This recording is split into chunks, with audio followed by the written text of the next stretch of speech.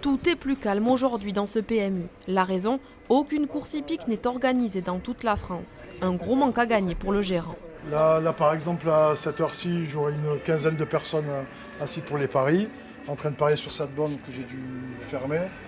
Là, il est midi et je me prépare à fermer mon établissement pour la journée.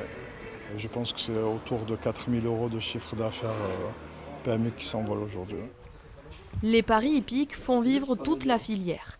Alors le projet du gouvernement d'augmenter la taxe sur les paris passe mal du côté des écuries du domaine de Cers. Ils ne se rendent pas compte des dégâts que ça peut créer. C'est avec les enjeux du PMU qu'on redistribue aux propriétaires, qui est redistribué à l'entraîneur et redistribué aux jockeys et aux éleveurs, donc toute la filière, voilà.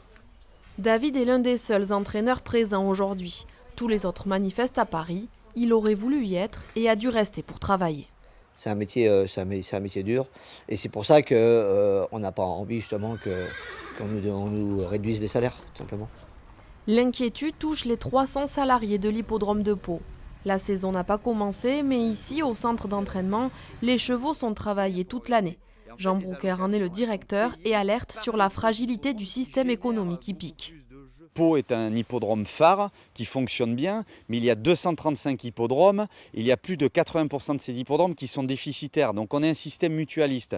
L'État trouve et essaye de trouver des solutions pour financer du social, mais nous finançons déjà du social. Donc il ne faut pas taxer les entreprises qui fonctionnent sur un système mutualiste et social. Il faut se détourner de cette stratégie et aller regarder sur d'autres économies, les économies qui sont sur le net, les paris en ligne, toutes ces économies.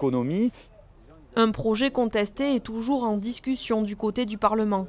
La filière hippique reste donc sur le qui-vive, rien n'est encore joué.